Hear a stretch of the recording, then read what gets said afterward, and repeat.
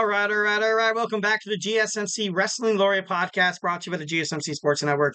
I'm your host, Eric Rodriguez, here every Monday through Friday, 8 p.m. Pacific time, 11 p.m. Eastern time. Here on the GSMC Sports Network, to talk about one thing we all have in common that we love: professional wrestling. All the action inside and out, backstage drama. Also, we talk about superstar injury updates, inactivity statuses. We also talk about contract negotiations, promotions from WWE to AEW, the NWA, TNA, Ring of Honor. If it makes major news wrestling, headlines, we talk about it here on the GSMC Wrestling Laureate podcast. All right, so we're going to talk about wrestling power rankings. We got the men's top 10. But before we do any of that, I want to remind you guys to hit up that super chat, be a part of the show, hit up those super chats, those super stickers, because you guys are super awesome. Help us keep the lights on all these GSMC sports shows. Kind of keeps the fire going. We are absolutely grateful for each and every one of you guys. And once again, if the super chat is not your thing, hit up the tips and donations link at the GSMCpodcast.net. Shoot in your questions. Tell me what you like. Tell me what you don't like. Give me some of your hot takes in terms of professional wrestling. Go ahead and Superman punch that like a subscribe button to the show. Follow the show. Follow the network here at the GSMC Sports Network. We do love a lot of peace, love, and positivity 1,010%. So leave a positive review. But if you leave a criticism, feedback is a gift. Obviously, we want to hear what you guys feel. We want to hear how we can make this podcast better. And we can make this podcast bigger, better, and stronger than ever. All right, so now we're going to talk about segment me, my wrestling power rankings. We got my top 10. But before we do that, we got a chat from my man, Anthony Mazzano. Hypothetically, if WWE decided to bring back names of old shows from WCW, Nitro, or Thunder, realistically, what they would make sense? Would they make sense for those two shows for like Raw on Monday? I know they brought, even once when you kind of saw WCW kind of liquidate and you kind of saw them kind of go under, you had WWE have the Great American Bash. You've kind of, you had them, kind of had like you saw Halloween Havoc on NXT. It's, I feel like for the pay-per-view names, yes, I feel like 1,010%. But for Nitro and Thunder, I feel like those are so they're not, obviously WCW isn't WCW. They were like how do I say this? Damn it. They're kind of, they were like the steeple, the main shows that when you hear Nitro, you think of automatically WCW. And when you hear Thunder, you think of WCW as well. But those names would bring so much like nostalgic to like wrestling fans. And to find out that it's just another, just another WWE show.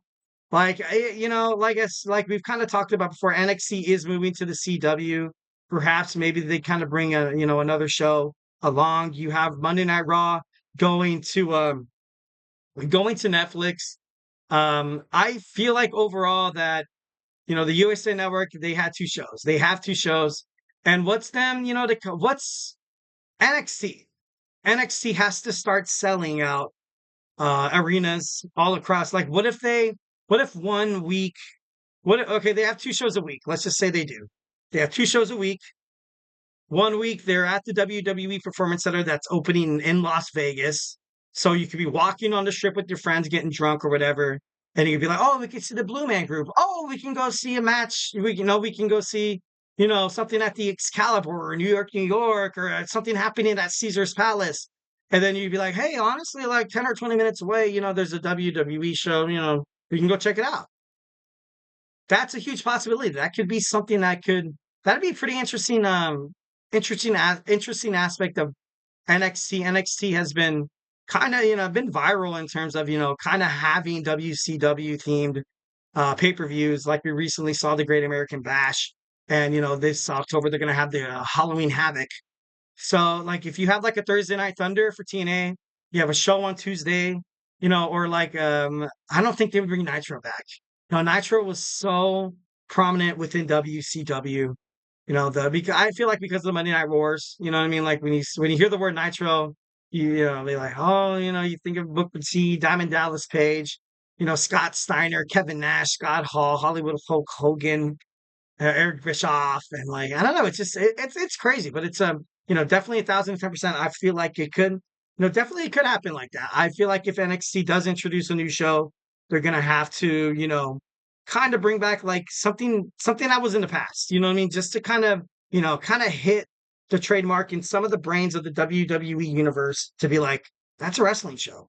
That's a wrestling show that I love to have. And a lot of people think that, well, when 205 Live went under with all those cruiserweights, and then WWE introduces something like Velocity. Velocity was a show, obviously, back in the early 2000s, and it didn't receive that much of a response. And Sunday Night Heat, that'd be crazy. That'd be crazy if NXT had like a Saturday Night Heat, Friday Night Heat. Well, not Friday because SmackDown. So a show on Thursday would probably be, well, I don't know if they want to take too much attention off of TNA, but I don't know. It's just kind of crazy. Or having a show for NXT and TNA to collaborate on that one show, that would be badass.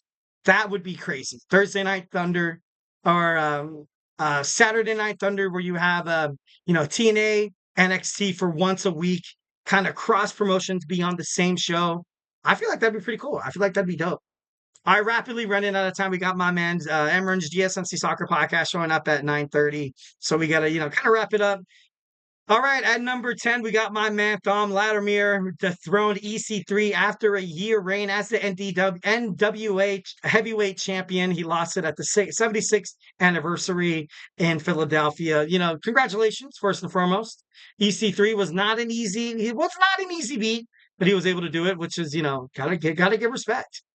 All right, at number 9, I got All Ego Ethan Page, the NXT World Heavyweight Champion, continues to be impressive. He does whatever he needs to do to win the match. He's not the flashiest guy. Like, I mean? You see him backstage with like a lot of, like, he's all ego. He's all ego. Like, he might not be the biggest guy. He might not do crazy stuff inside the ring, jumping off of top ropes, jumping, into the crowd or all this other stuff. But he literally, like, he's that prototypical champion. And, a lot of fans really don't like that. Like, Trick Williams was like electric. He was like in your face.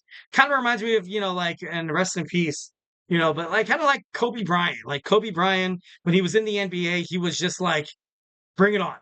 Bring it on. I don't care what you have to say. You can talk all the crap you want. But guess what? We're going to settle this out in the court. And and Trick Williams is like, you know what? We're going to settle it out in the ring. All Ego Ethan Page is like, you know what? You're not good enough to, like, face me tonight. You don't deserve a title shot. And like, that's just his personality, and that's right now what NXT has.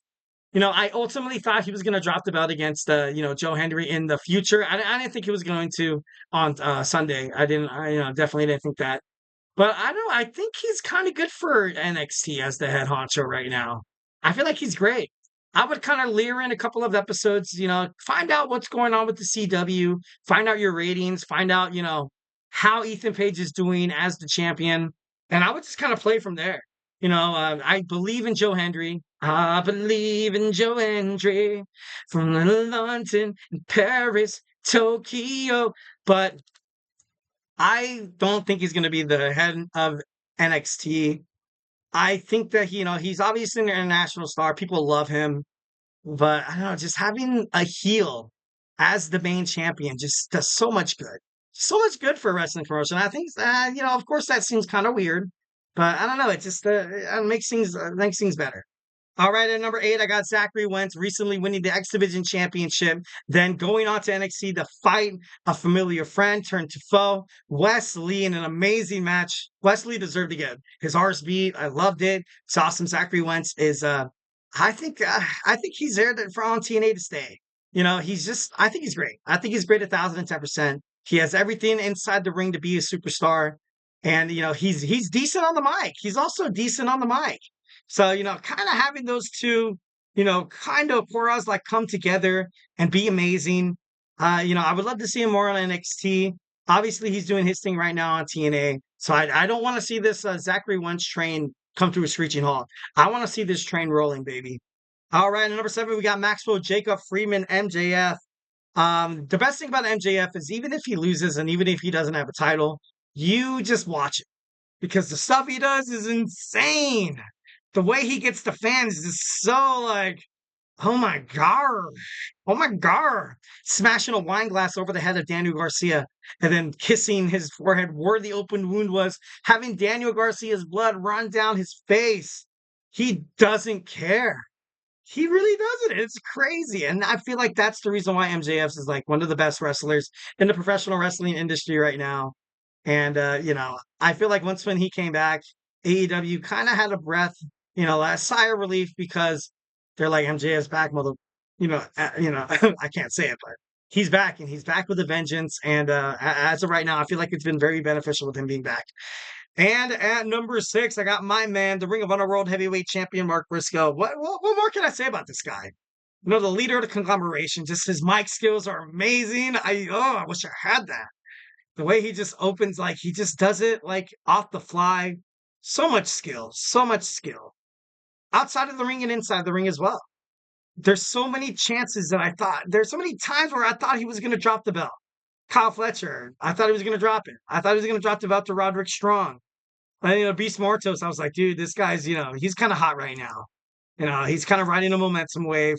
But the reason why they have Mark Briscoe as the Ring of Honor World Heavyweight Champion is because he's just so great. He's so electric. Like I said, on the mic, inside the ring, doing like acrobatic moves. He's literally like the Swiss Army knife of professional wrestling. And and you could tell the best thing about his style of wrestling is you can tell that he enjoys it. You can tell that he enjoys it. So then, as a wrestling fan watching it, I'm like, dude, I'm gonna enjoy this stuff too, man. I'm gonna enjoy it too. All right, at number 5, we have Nick Nemeth, the TNA World Heavyweight Champion. Love Nick Nemeth. Think he has a pretty bright future with TNA. We'll love to see how this whole JBL thing finally surfaces after kind of leaving a cliffhanger at the end of TNA Emergence. So it should be interesting to find out more between that. Maybe he finds a way to bring Nick Nemeth to WWE NXT, which would be, kind of crazy. All right, and number 4, I got Gunther, the Ring General Gunther. I respect Gunther. I do. I think he's a great champion. I think he's a great superstar. But as of right now, right now on Raw, besides Damian Priest, and I feel like Damian Priest is still like on the outside looking in from the main event. On SmackDown, you kind of have 2 or 3 top guys. On Raw, you probably only have like 2. Obviously, you have Drew McIntyre and CM Punk kind of figuring their stuff out right now. Gunther's a winner. He's a champion. 75% of his career, he's held a WWE main title, the Intercontinental, and now the World Heavyweight Championship, which is insane. Something that has never been seen during the likes of WWE. But I don't know. His matches are instant classics every single time. So maybe he's going to grow on me. Maybe I think of more like a World Heavyweight Champion, like an in-your-face kind of personality. But Gunther comes to the ring, he's like, "You're not going to beat me. I'm sorry, you're not going to beat me. You're not good enough. You're not good enough. I'm going to get inside your head. When match comes, guess what? I'm going to dominate you inside the ring on the ground, aerial, submission, technical. And that's something that Gunther does. And you can tell it every single time he wrestles a match. So at number 4, I got Gunther. 3, I got Will Ospreay. Will Ospreay, the aerial assassin himself, reclaims the AEW International Championship at AEW All In. At All he's going to fight Pac. I don't think he's going to lose it, but Will Ospreay is definitely he's impressive. He's mucho impressive. Definitely one of the most special superstars that I've seen inside the ring. A huge loss that WWE had a chance to sign him, but imagine him in WWE right now. Whew, that'd be crazy. But ultimately, he got the bag. He signed with AEW's Tony Khan, and right now it seems like it's suiting him, so I can't really be too upset. At number 2, I got Bryan Danielson, the new AEW World Heavyweight Champion. Really not much to say about this guy is that he's amazing. He's definitely one of the best technical wrestlers in all of wrestling history. And, I love that with his personality and his character, you just don't know what persona of Daniel Bryan you're going to get. You either get the cool, calm, and collected Bryan Danielson. You also get this aggressive, but at the end of the day, at the end of every single match, he comes out on top. So 1,010%. Number 2, I got Bryan Danielson. Of course, at number 1, I'm trying to land in my soul. Cody Rhodes. Cody Rhodes, the WWE Undisputed Champion. He's just he. I love Cody Rhodes for 2 reasons. Number 1 is that he just leaves it all out in the ring. He just gets the fans into it. This emotional appeal, you just can't, then you see some of these, live WWE live events where you would never really see like big name superstars like Cody Rhodes fight. But then he's out there shaking hands with the fans, taking pictures. He's just so down to earth. Man, he's so damn down to earth. And the second reason why I love Cody Rhodes is because of his theme song. I'm just kidding. No, although he does have a pretty cool theme song, 1,010%. But Cody Rhodes is definitely number 1 on the list. Nobody deserves it more than this guy right here, the American Nightmare, Cody Rhodes. All right, so let's jump on into our 4th segment. We talked about the men, and now we're going to talk about my top 10 women in professional wrestling. So, hey, do not go anywhere.